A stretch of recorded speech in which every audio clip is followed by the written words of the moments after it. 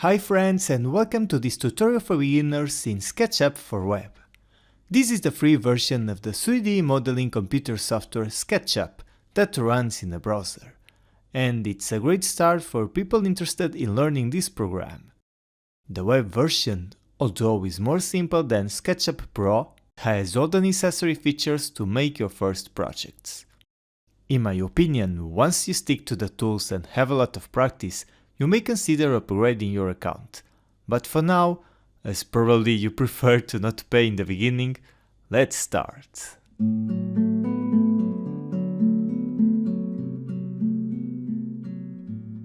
Okay, I organized this tutorial in a way that you can practice while you are learning. Because of that, I created exercise files which I add the links in the description of the video. While some are intended to explore the tools and features, others contain actually exercises to practice. Now, as you can see, this is the main interface of the application, and this large area where I make all the drawings is called the viewport. Let's open the first exercise file, Chapter 0, Interface. And for now, we are going to start talking about the mouse buttons. Now, one thing that I highly recommend to you is to get a mouse instead of using the touchpad. As you will see, the workflow will be much better. The reason is simple. A mouse has more buttons, and one that really makes the difference is the scroll wheel. Now let's see how the buttons work. With the scroll wheel, we can zoom in or zoom out the workspace, and the zoom itself also depends in the position where I have the pointer. For example, if I move it towards this man here, you can see that the zoom applies in that position. Now, let's see the left button. With it, I can select an object. For example, this box. Then, to select more than one object, after picking the first one, we have to press either the button Ctrl or Shift while selecting the second. And now I want to mention that it's very important to look at the bar below, the status bar, because no matter the tool that we pick, there is a sentence indicating what I should do next. For example, now it says click or drag to select objects. Then Shift to add or subtract, Ctrl just to add, or Shift plus Ctrl to subtract. However, I prefer just to hold Shift here, as it always works for both ways. The right button opens this right button panel that has several operations that we can perform. And at the top here, as it may be unnoticeable for the first time user, you can see that there are the tools for cutting, copying, pasting and erasing objects. Now, that right button panel may change depending on the type of object that you select. For example, I'm going to explode this box into its original objects. If I open the menu for a face, you can see that the options are different than when I do it for a line. Another important feature that we can do with the mouse is the selection area. And here, if you know how to use Autocad, it just works similar. First, I need to click in an empty space with the left button and hold it. When you move the pointer, you realize it opens a rectangle. That's a selection area. But now there are two ways. If I open it from the right to the left, all the objects that are partially covered with the area go to the selection. However, if I do it from the left to the right, and notice that the rectangle is continuous instead of dashed, I have to cover an object completely in order to select it. As SketchUp Free is a 3D interface, as the 2D view is only available for the paid version, we will need to use a lot the Orbit tool. With the help of the mouse, it's pretty easy. We only need to click and hold the scroll wheel in order to activate it, then just need to move the pointer to rotate around the workspace. To activate the pen tool while clicking and holding the wheel, I press the button Shift and the pointer switches to this symbol of a hand. And with that, I can easily move to the sides. Basically, zoom, orbit and pan are interconnected. And to be fluent moving around our project, it's not that easy as it may look at first. Sometimes in bigger projects, going exactly to the place where we want takes some time, and I recommend to start doing this with slow movements.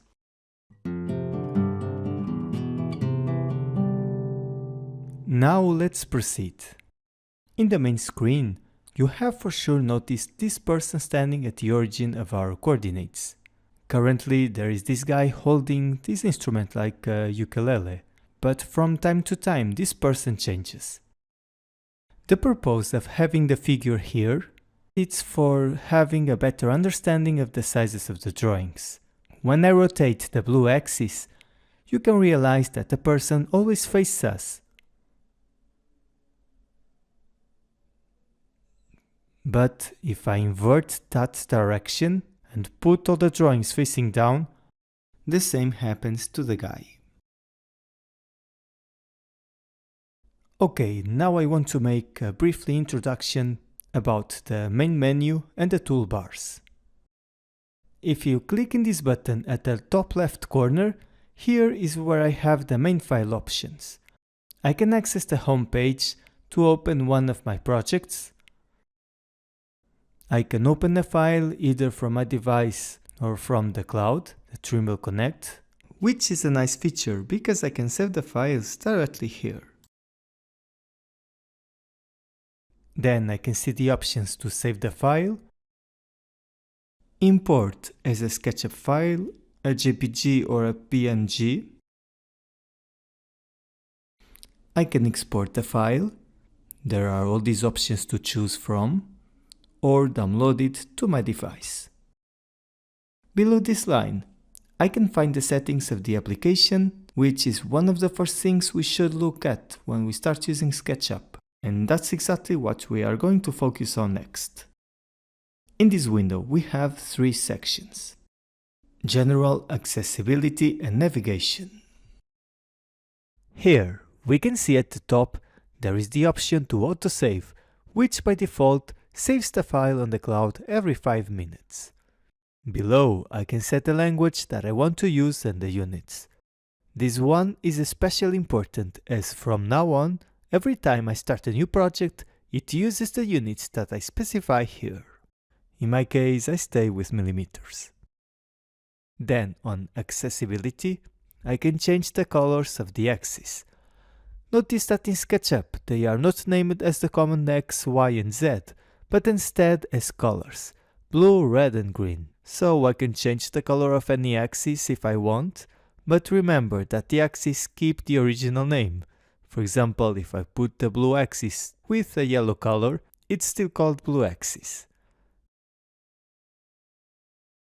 Then on the third tab, the navigation, I find the settings for my device. First, I will need to choose if I'm using the mouse or the trackpad, and edit some options, like switching the direction of zooming and the sensibility. And notice that the orbit and pan sensibility are not editable when the current device is a mouse. Now I can close the window, and the next thing we are going to cover are the toolbars. Now you can see at the sides two vertical bars containing icons. I'm going to start with the one at the left, which is the toolbar, and here is where I can find the tools for drawing or modifying objects. Similar tools are generally grouped in the same button. The arrow that you can see here indicates that I can switch to a different tool. For example, if I click on the line, which is this pencil symbol, I have the option to switch to a freehand tool if I need. On the arc tool, I can find 4 different ways to draw arcs. Or where I have the move tool, there is also the command scale and rotate. Also, by exploring these icons, you will notice some of them are a bit more transparent. That means that they are only available in the paid version.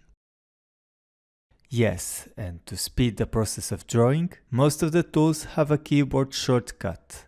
Although I recommend to learn this once you are familiar with the tool, I attach in the description of the video the list of the default shortcuts for the most used ones. At the right, I can see the panels that have different functionalities. I will explore them in detail during the tutorial, but for now let's see some of them. The first one is the entity info. It shows information for the element selected. The parameters here differ in the type of object, and if I select a solid, you can see there are specific parameters, and one of them is the volume. The instructor shows us how to use the tool currently active.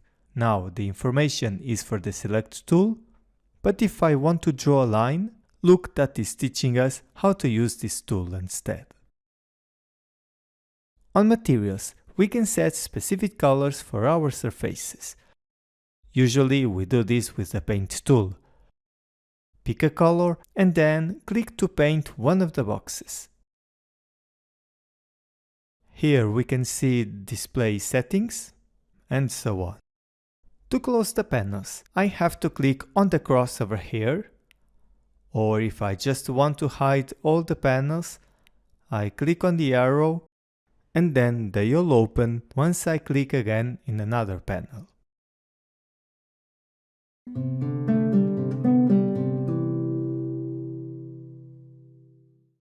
In this chapter we will start drawing 2D objects. Probably the most simple tool in SketchUp is the line tool, and to use it, it's pretty simple. However, there are a few tips that you must learn from the beginning in order to be more effective while drawing. So, to draw a line, we can activate the tool by clicking on the pencil at the toolbar. Then, the process is the following. Click for inserting the first point. Make the line as you wish, and click again for the second point. That's simple, as you could see. Then, look, I can insert a second line continuing from the same point. That's useful if I want to insert a lot of lines together. Let's place it here. And then, when I want to stop drawing lines, I just press Escape. Okay, these two lines, as you probably expected, didn't have any specific length. I'm going to press Ctrl Z twice and repeat the process. Place the first point, and now look. Notice that the pointer snaps when I am close to the direction of the axis, in order to make the lines parallel with them. This function is called linear inference, and there are also more types here that we will explore during this tutorial. Okay, let's place it along the green direction. And instead of clicking right away, look at the measurements box. There you can see the current length of the line that I'm drawing. And because it's a bit hard to specify a length only by moving the mouse, it's better if we insert the value that we want. This time I'm going to type 2000, which is in millimeters, the units of this project. After, I keep drawing another line. This time I place it along the red axis with a length of 1000. And for the third one, I can connect it with this first endpoint. These are point inferences, and we should use them to draw with accuracy. Now, after drawing this first figure, let's start exploring a little bit what we can do here.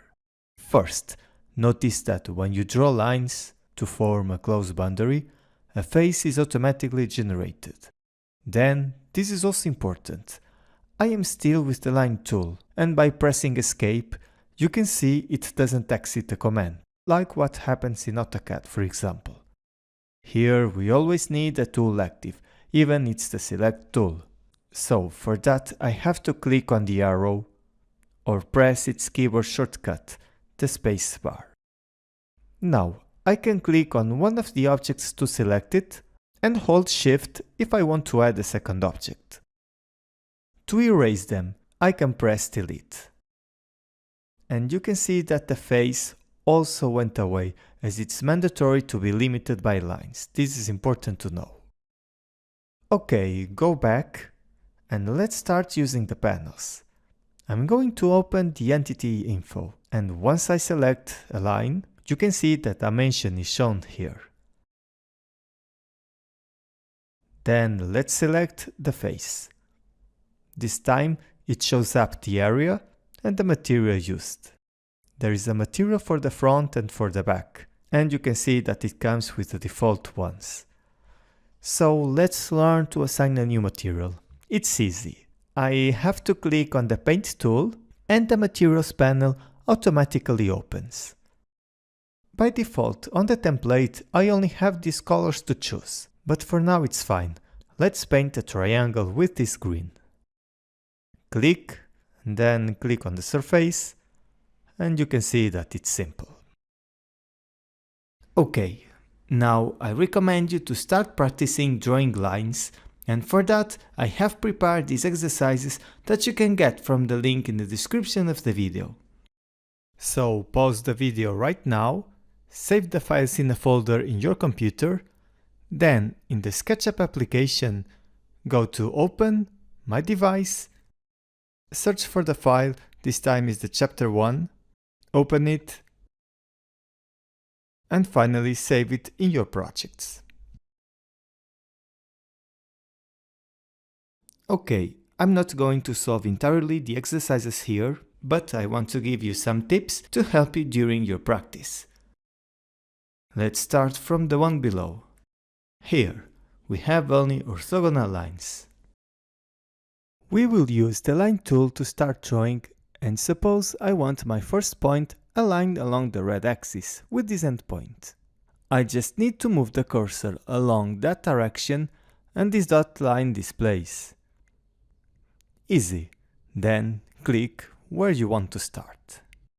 Now I can make the lines as I explained it earlier here. The first one, let's align with the green axis. Then the second one is 1200.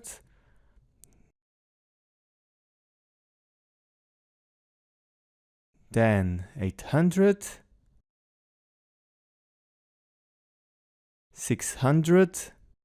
And for the next one, let's make it different.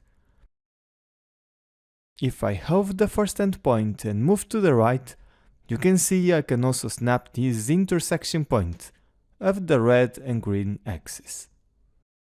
Finally, I can close this polygon by connecting with the first point. Another way of drawing orthogonal lines, which is not my favorite but it may work for you, is locking inferences with the keyboard. I'm going to draw the same figure, and this time I press the left arrow key to restrict the movement along the green axis. And the line is also now bold. Look that I can move the cursor anywhere, and the direction of the line is still vertical. Then I type the length and press Enter. For the next line, I'm going to press this time the right key to constrain along the red axis. So, I invite you to complete this figure using this method. Then, of course, you can use the way that it works best for you. The advantage of locking these directions is when I need a point aligned with this endpoint, for example, I can click directly there, without the need of following the tracking line. Let's move to the next exercise. The triangle, it's easy. Just draw it using any of the techniques I have taught to you before.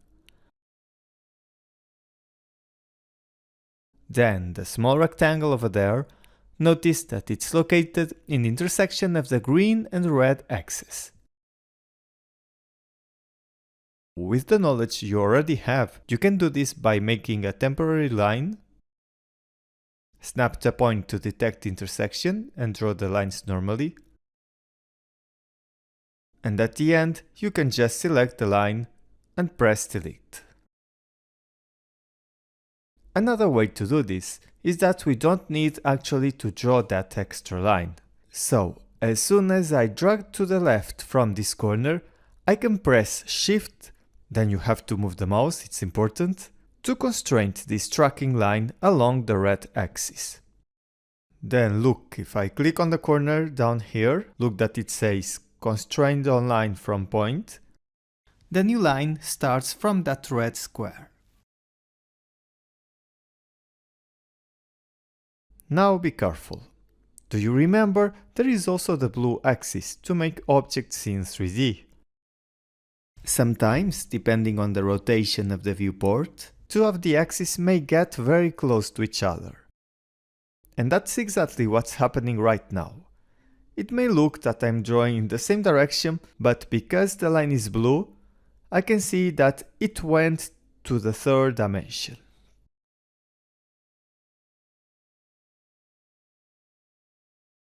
So, to avoid the axis overlapping, we can rotate a little bit the viewport, and it's going to be easier now. Next example, I want to introduce another inference point. We start by drawing this line in the bottom. It has 1000 meters of length. And then I want to draw a new line exactly from the middle. By moving the cursor along the line, you can see that the midpoint highlights. Basically, if I click right now, it starts accurately from the middle, and then let's make this new line with a length of 500 millimeters. Okay, now I want to show you a particularity here in SketchUp. When you make a new line intersecting another, the first line splits in the intersection. This is something that differs from some CAD programs like Autocad. And due to that, I'm able to find the midpoint of the new segment that was created to draw the next line. Then continue drawing the remaining parts of this exercise, and don't forget, when using linear inference, make sure it's using the right axis, because now this line is blue, which corresponds with the blue axis. So sometimes I have to rotate a little bit, and then finally the green axis highlights. On the last example here, I want to show you the parallel perpendicular inference. After drawing this triangle, I'm going to draw this line first, and then the next diagonal line, you can see that it's going to be parallel with the hypotenuse of the triangle. I hover the line and then move slowly until a parallel line tracks, which appears in magenta color. And in the same way, I can also detect a perpendicular inference with that line. So I just need to complete this figure using the inference points. So it's all for now. Please proceed to the next part and subscribe to CAD in Black if you haven't done it yet to get notifications of new releases. So see you in the next video.